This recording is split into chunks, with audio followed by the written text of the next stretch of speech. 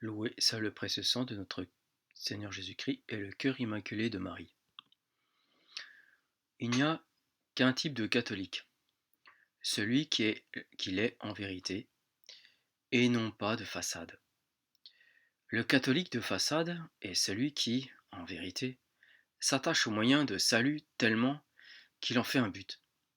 Ce catholique de façade, en fait, s'attache à la créature plus qu'au Créateur, et croit par cette illusion qu'il sera sauvé. Le pseudo-catholique qui n'aime pas souffrir pour la vérité, puisqu'il ne la cherche pas, mais qui par contre souffre de ne pas pouvoir se détacher du qu'en dira-t-on si on le croit catholique. Ce pseudo-catholique de nos jours jalonne la terre en grande quantité. Il va à sa pseudo-messe, il travaille dans une entreprise ou alors qu'on écoute à la radio de la musique satanique tout en travaillant, lui ne s'en plaint pas et trouve ça normal. Ensuite, dans ses moments de pause avec ses collègues, il rigolera bien quand il entendra des conversations oiseuses ou impures. Il se vêtira d'un jean moulant la semaine sauf le dimanche. Il ne parlera que de choses mondaines avec les gens qu'il croisera, il mangera ce qu'il veut sans trop se soucier des jours d'abstinence, et axera son plaisir sur la nourriture, les informations à la télévision, le cinéma, les loisirs, etc. L'été, il ira à la plage, et de voir les corps autour de lui à demi nus ne l'effraieront point, puisque lui-même sera de cette partie. Oui, il s'agit bien du catholique de façade de nos jours. Si parmi tous ces types d'exemples, il y en a quelques-uns qui ne se trouvent pas dans sa vie, d'autres preuves mondaines existent. Dans les conversations, il témoignera, comme les autres, que c'est normal d'avoir des relations sexuelles avant le mariage. Pour le prétexte de se retrouver en famille le 24 décembre au soir, il trouvera normal de faire la fête du ventre en s'empiffrant de foie gras et de champagne au lieu de faire pénitence dans cette nuit de Noël. Ainsi, il trouvera normal de se goinfrer de chocolat le jour de Pâques. Il trouvera normal de s'empiffrer le mardi gras. Il fera son carême sans s'abstenir de viande ou de restreindre sa nourriture les vendredis, parce qu'il ne trouvera pas normal de manger qu'une seule fois ce jour-là. J'ai vu dans une école dite catholique que le jour du vendredi saint, c'était carnaval, avec saucisses frites pour les élèves pour le repas de midi de ce vendredi saint. Eh oui. Le pseudo-catholique prétextera qu'il n'a pas le choix, sauf si c'est vraiment le cas, de mettre ses enfants à l'école de la ruine publique, ou dans une école hors contrat hérétique, dont sa doctrine ne l'effraiera point, puisqu'il se dira vaut mieux ça que rien, sans penser à s'organiser autrement. Pour ce qui est de ses plaintes, le catholique fera comme le païen. Par exemple, il se plaindra s'il a une coupure d'électricité momentanée, ou aura des difficultés à patienter dans un bouchon de circulation, ou même se plaindra si la voiture devant la sienne n'avance pas comme il le souhaite. Autant d'exemples non exhaustifs de la vie quotidienne du catholique de façade. Mais il y a aussi et surtout le catholique de façade qui ne prend pas le temps à se pencher sur la doctrine catholique afin de pouvoir constater la situation apocalyptique dans laquelle il se trouve. Il trouvera normal qu'en 2025, qu'officiellement, la collégialité vaut mieux que d'avoir un pape, qu'il faut vivre avec son temps, que pour lui la papauté c'est vieillot, et que même si certaines personnes sectaires râlent un peu, ça va passer. Ce catholique de façade ne préfère pas penser, alors qu'il n'est pas dans une secte, même cela ne lui vient pas à l'idée. Et même si on lui disait, il y resterait, car il est accroché à son moyen dont il en a fait un dieu, son rendez-vous dominical avec ses amis à sa pseudomesse. Vivre comme un mondain la semaine, puis le dimanche bénéficier d'une fausse absolution, le soulage psychologiquement, et du coup il croit être pardonné parce qu'il se sent soulagé. C'est comme pour le bout de pain qu'il reçoit des mains de son hérétique de pseudo-prêtre invalide, il sent cette hostie fondre et descendre doucement dans sa trachée, ainsi il se persuade qu'il y a la présence réelle de notre Seigneur. Illusion supplémentaire. Si un vrai catholique le reprenait sur le sujet de la foi, qui se témoigne, sur la foi qui se témoigne, ce catholique de façade le traiterait de fanatique. Pour le catholique de façade, l'antéchrist sera quelqu'un qui lui donnera à manger, et donc tant qu'il aura à manger, cette personne sera bonne pour lui. Après tout, son gourou déguisé en pape a dit un jour que ce qui est essentiel n'est pas le type de religion qu'ont les enfants, mais par contre qu'ils aient à manger, c'est important. Le catholique de façade ne veut pas qu'on lui enlève ne veut pas qu'on lui enlève sa pseudomesse en latin, car c'est sa tour de Babel du dimanche. Pour lui, le pape peut être hérétique, car il a le droit de se tromper sur la foi et les mœurs. Mais du moment qu'on ne lui enlève pas sa pseudomesse, en latin et avec encens, il est content et est prêt à aller dans n'importe quelle secte que lui-même ne considérera pas comme telle. Le catholique de façade, s'il pense à juste raison que le Saint-Siège est vacant, ira quand même à n'importe quelle pseudomesse, en latin, du moment que c'est du non unacum. Il est content, peu importe la provenance ou l'état des personnes déguisées en prêtres qui la célèbrent. Oui, parce que déjà, pour ce catholique de façade, d'aller à une pseudomesse non unacum, c'est déjà beaucoup. Dépasser cette pratique, pour lui, est imprudent, même s'il a la preuve sous les yeux qu'il est dans une secte. Et oui, pour lui, Dieu ne permettrait pas d'enlever sa pseudomesse de le rite latin.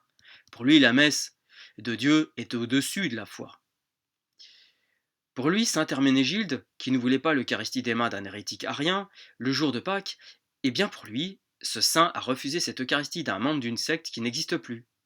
Alors, ce n'est pas pour lui un exemple à suivre forcément. Ce qu'il veut n'est pas la vérité, parce que pour lui, la vérité, c'est sa pseudomesse en latin. Dans la lecture du livre Libéralisme est un péché de Don Sarda et Salvani, que je vais vous faire est question du catholique de façade.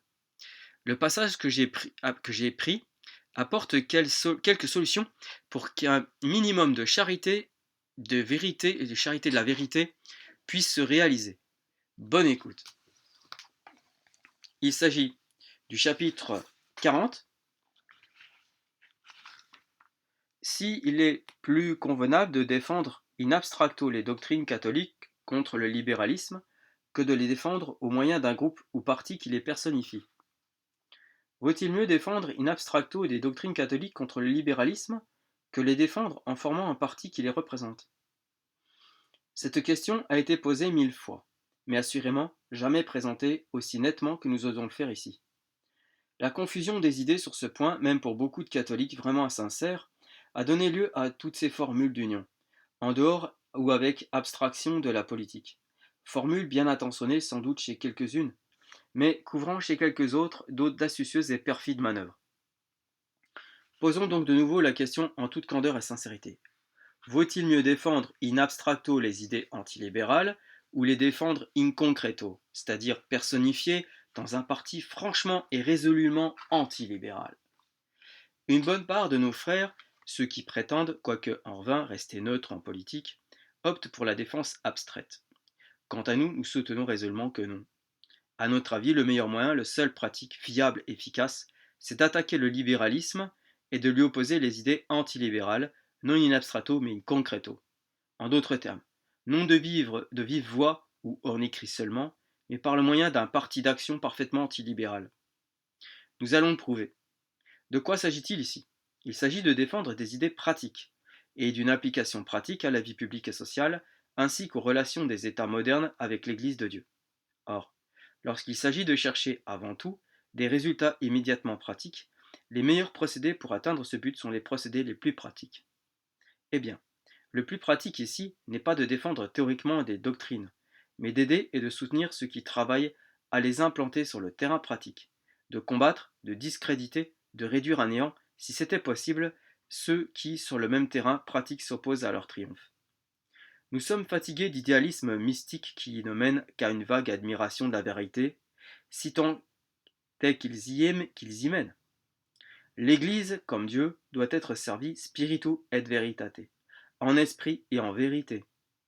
L'Église, comme Dieu, doit être servie en esprit et en vérité.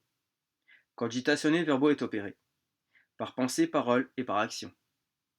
Pour le problème, qui tient actuellement le monde dans l'angoisse, est brutalement pratique dans toute la force de l'adverbe souligné. Pour le résoudre, il faut donc moins des raisonnements que des œuvres, car l'amour est œuvre et non belle raison, dit le proverbe. L'amour est œuvre et non belle raison, dit le proverbe. Ce n'est pas le bavardage libéral qui a principalement bouleversé le monde, mais le travail efficace et pratique des sectaires du libéralisme. Dieu et l'Évangile ont été dépossédés de leur souveraineté sociale de 18 siècles, bien plus par la main que par la langue. C'est par la main plutôt que par la langue qu'il faut les replacer sur leur trône. Nous l'avons dit plus haut, les idées ne se soutiennent pas toutes seules. Toutes seules, elles ne font pas leur chemin. Toutes seules, elles ne mettent pas le monde entier en feu. Cette poudre ne s'enflamme que dans le cas où quelqu'un en approche la mèche allumée. les hérésies purement théoriques et doctrinales, on peut donner à faire à l'Église de Dieu le bras qui brandit l'épée a mieux servi l'erreur que la plume qui aligne de vicieux syllogismes. L'arianisme n'eût rien été sans l'appui des empereurs ariens. Le protestantisme n'eût rien été sans la faveur des princes allemands désireux de secouer le joug de Charles V. Rien non plus dans l'anglicanisme sans l'appui des lords anglais gagnés par Henri VIII avec les biens des chapitres et des monastères. Il est donc urgent d'opposer la plume à la plume, la langue à la langue, mais surtout le travail au travail, l'action à l'action, le parti au parti, la politique à la politique et même, dans certaines occasions, l'épée à l'épée. Ainsi se sont toujours passées les choses dans le monde, ainsi elles se passeront jusqu'au dernier jour. Jusqu'au dernier jour. Dieu, pour l'ordinaire, n'accomplit les prodiges en faveur de la foi que dans ses commencements. Il veut que celle qui est descendue sur la terre pour y vivre humblement et par les moyens humains, dès qu'elle est enracinée dans un peuple, y soit défendue humainement et par des moyens humains. Ce que l'on nomme un parti catholique, quels que soient d'ailleurs d'autres noms qu'on lui donne, s'impose aujourd'hui comme une nécessité. Ce qu'il représente est comme un faisceau de force catholique, un noyau de bons catholiques, un ensemble de travaux catholiques, militants en faveur de l'Église sur le terrain humain où l'Église hiérarchique ne peut en bien des occasions descendre. De toute façon, on est sans Église hiérarchique aujourd'hui, donc de toute façon, il faut bien faire quelque chose. Qu'on travaille à se donner une politique catholique, une légalité catholique, un gouvernement catholique, par des moyens dignes et catholiques, qui pourra jamais le blâmer? L'Église, au Moyen-Âge, n'a-t-elle pas béni l'épée des croisés, et de nos jours la baïonnette des oeuvres pontificaux? Ne leur a-t-elle pas donné leur drapeau? Ne leur a-t-elle pas attaché sur sa poitrine ses propres insignes? Saint Bernard ne se contenta pas d'écrire de pathétiques homélies sur la croisade, hein, mais il recruta des soldats et les lança sur les côtes de la Palestine. Quel inconvénient y a-t-il à ce qu'un parti catholique se lance aujourd'hui dans la croisade permise des circonstances? Croisade du journalisme, croisade des cercles, croisade du scrutin, croisade des manifestations publiques, en attendant l'heure historique où Dieu enverra au secours de son peuple captif l'épée d'un nouveau Constantin ou d'un second Charlemagne. Bon, aujourd'hui, je fais une fin de citation. Aujourd'hui, il est évident qu'on ne peut pas faire appel au concours du scrutin. Tout est verrouillé par la maçonnerie. Je veux dire, on a quand même 100 ans de plus par rapport à ce livre. Mais enfin, il y a des idées et du potentiel quand même à faire, mais en discrétion. Nous serions bien surpris si ces vérités ne paraissaient pas autant de blasphème à la secte libérale. Raison de plus pour qu'elles nous paraissent, à nous, les maximes les plus solides et les plus appropriées au temps présent. Chapitre 41. Y a-t-il exagération à ne reconnaître qu'un parti parfaitement catholique qu'un parti radicalement antilibéral? Ce que vous venez de dire nous a convaincus, s'écrieront quelques-uns des nôtres, de ceux-là qui sont timides et craintifs à l'excès quand il s'agit de politique ou de parti. Mais que doit être le parti auquel s'affiliera le bon catholique, pour défendre, comme vous le dites, concrètement et pratiquement sa foi contre l'oppression du libéralisme? L'esprit de parti peut ici vous halluciner et faire que malgré vous, dans votre cœur, le désir de favoriser par le moyen de la religion une cause politique déterminée l'emporte sur celui de favoriser par la religion la politique. Il nous semble, amis lecteurs, que nous présentons ici la difficulté dans toute sa force, et telle qu'on l'entend objecter par une foule de personnes. Heureusement, il nous sera très facile de la réduire à néant, si grand que soit le nombre de nos frères qu'elle arrête court et réduit au silence. Nous affirmons donc, sans crainte d'être logiquement contredits, que la manière la plus efficace et la plus logique de combattre le libéralisme, c'est de travailler en communauté, de vue et d'effort avec le parti le plus radicalement antilibéral. Mais c'est là une vérité de la palisse, d'accord, mais ce n'en est pas moins une vérité. Et à qui la faute s'il est devenu nécessaire de présenter à certaines gens les plus solides vérités de la philosophie sous une forme plus que naïve? Non, ce n'est pas à esprit de parti, mais esprit de vérité, que d'affirmer l'impossibilité d'une opposition efficace au libéralisme, en dehors d'un parti véritablement catholique, et ensuite l'impossibilité d'un parti radicalement catholique qui ne soit en même temps un parti radicalement antilibéral. Cette double affirmation affecte douloureusement certains palais viciés par les ragoûts des métis catholiques libéraux. Mais elle n'en est pas moins incontestable. Ce catholicisme et le libéralisme sont des systèmes de doctrine et d'action essentiellement opposés. Nous croyons l'avoir démontré dans la série de nos articles. Il faut donc nécessairement reconnaître quoi qu'il en coûte, et si amer que cela nous paraisse, qu'il est impossible d'être intégralement antilibéral. Ces idées donnent une équation rigoureusement mathématique. Les hommes et les partis, sauf les cas d'erreur et de bonne foi, ne sont catholiques dans leur doctrine qu'autant qu'ils ne professent aucune opinion anticatholique, et qu'il est de toute évidence qu'ils professeront une doctrine anticatholique toutes les fois qu'ils feront profession consciente, en tout ou en partie, de quelque doctrine libérale. Dire par suite tel parti libéral, telle personne libérale n'est pas catholique est une proposition si exacte que si l'on disait ce qui est blanc n'est pas noir, ou bien ce qui est rouge n'est pas bleu.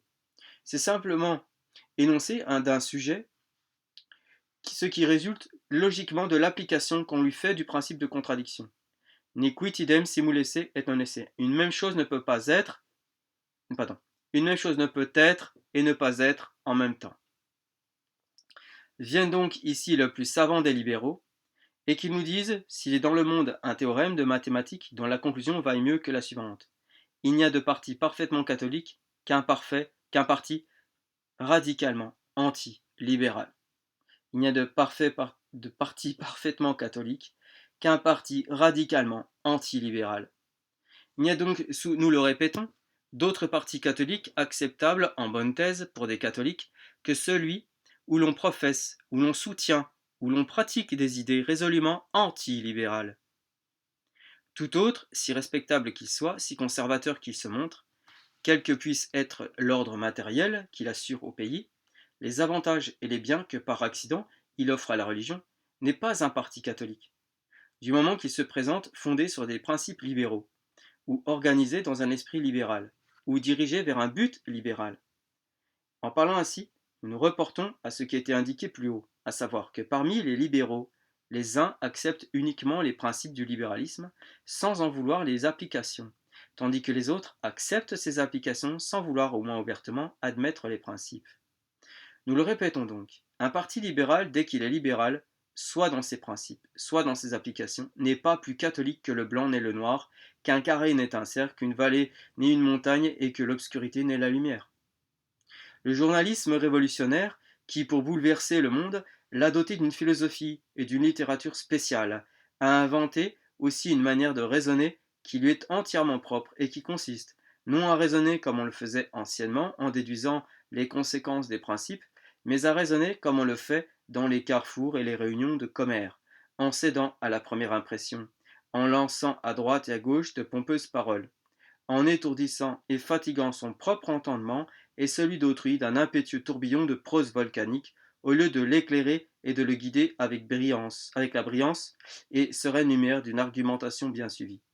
Il se scandalisera donc, la chose est certaine, de nous voir refuser le titre de catholique à tant de partis représentés dans la vie publique par des hommes qui, le cierge à la main, suivent nos processions, et représentés dans la presse par tant d'organes qui, pendant la Semaine Sainte, publient des chants plaintifs en l'honneur du martyr du Golgotha, style progressiste pur, ou bien dans la nuit de Noël des cantiques joyeux Vélancios pour célébrer l'enfant de Bethléem, et qui par cela seul se croit d'aussi légitime représentant d'une politique catholique que le grand Cisneros et notre illustre Isabelle Ière. Eh bien, qui s'en scandalise ou non, nous leur dirons qu'ils sont aussi catholiques que Cisneros et Isabelle furent luthériens et francs-maçons. Chaque chose est ce qu'elle est, rien de plus. Les meilleures apparences ne peuvent rendre bon ce qui est essentiellement mauvais. Qu'ils parlent et qu'en tout ils paraissent agir en catholique, le libéral n'en sera pas moins libéral. Tout au plus sera-t-il un libéral honteux, imitant le langage, le costume, les façons et les bonnes apparences des catholiques. Gloria natissimis Deo et in terra pax omnibus bone voluntatis.